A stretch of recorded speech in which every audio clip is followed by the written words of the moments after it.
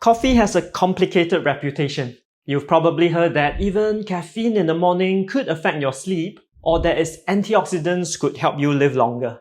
But did you know that how you make your coffee changes what it could do to your LDL cholesterol? In this video, I'll walk you through the exact component in coffee that raises cholesterol, compare how much of it ends up in different brews such as espresso, French press, or local kopi, and share a few practical tips on drinking your coffee without affecting your heart health.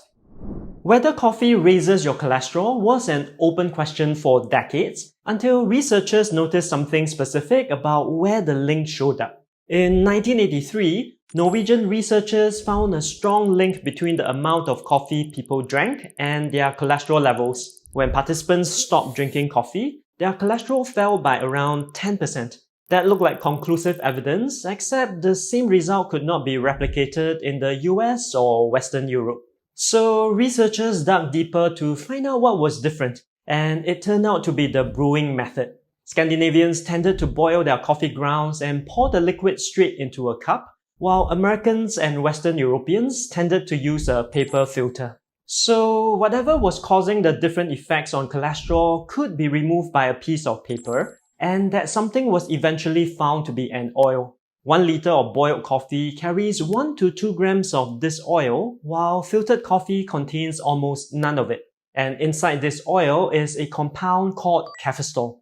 Cafestol affects cholesterol in potentially 2 ways. First, it signals the liver to reduce the number of LDL receptors, which means that fewer LDL particles are removed from your bloodstream. Second, cafestol could also be reducing the liver's production of bile, and bile is one of the main ways that the body gets rid of cholesterol. So, how big an effect are we talking about? In this 24-week randomized controlled trial, 46 adults drank 900 ml a day of either French press or filtered coffee, and the French press group finished the experiment with LDL cholesterol that was higher by around 10 mg per deciliter. So the LDL effect is real, although the amount of coffee consumed in this study is higher than what most people would drink in a day. A meta-analysis of 14 randomized controlled trials further confirmed this finding. That is, filtered coffee showed no effect, while unfiltered coffee raised LDL cholesterol by about 2.5 to 3 mg per deciliter for every additional cup consumed in a day. So, does your cup of espresso or kopi count as filtered or unfiltered coffee? Before I get into that, help me hit the like, share and subscribe buttons and turn on the notifications. And if you want a deeper dive on the largest driver of LDL cholesterol, check out this video here. Is your espresso from Starbucks and your kopi from your kopitiam considered boiled or filtered coffee? And how would they affect your cholesterol? Let's rank the amount of cafestol, the molecule that raises cholesterol, from lowest to highest amounts found in various types of coffee.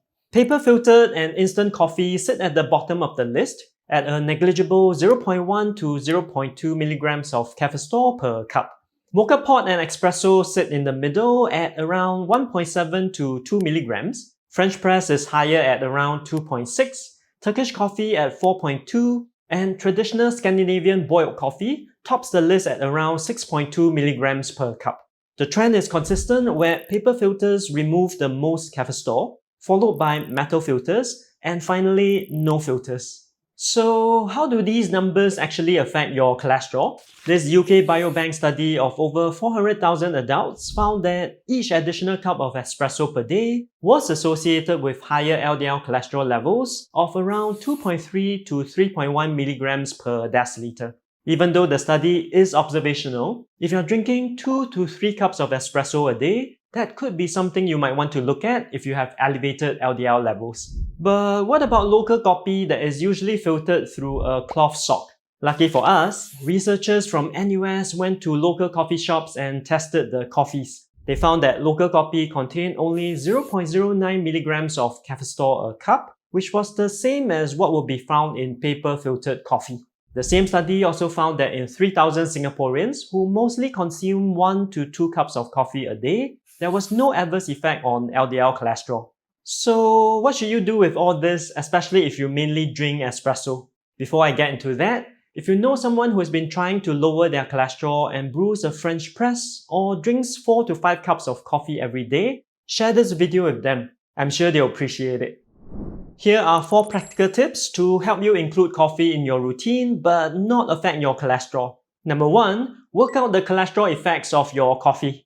Let's use my own routine as an example. I used to have 2 shots of espresso from my Espresso machine every morning, plus another shot after lunch. At around 2 milligrams a cup, that's about 6 milligrams of cafestol a day, which could translate into a 2 to 9 milligrams per deciliter increase in LDL cholesterol. My cholesterol numbers were always well managed, so this was an effect that I never really needed to fix. I'm down to drinking 1 shot per day now, although the change was made mainly for my sleep.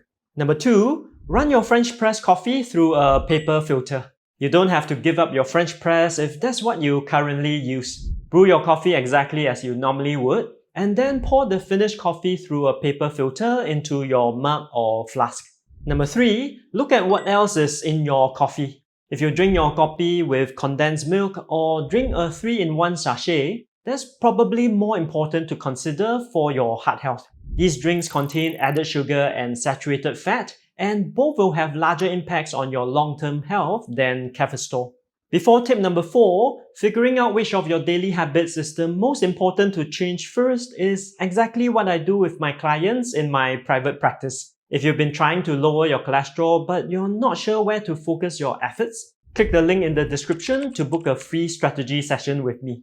Number 4, drink your coffee with a portfolio diet breakfast. Unless you boil your coffee or drink 4 to 6 cups of coffee a day, coffee is probably not a major lever for your cholesterol compared to what you eat with it. So instead of the kaya toast with butter or the bagel with cream cheese, have a bowl of overnight oats with your kopi oil, and that will help move your cholesterol in the right direction. How many cups of coffee do you drink in a day? Let me know in the comments. In the meantime, check out these other videos for more practical food strategies to lower your cholesterol and reduce your risk of heart disease. See you in the next one.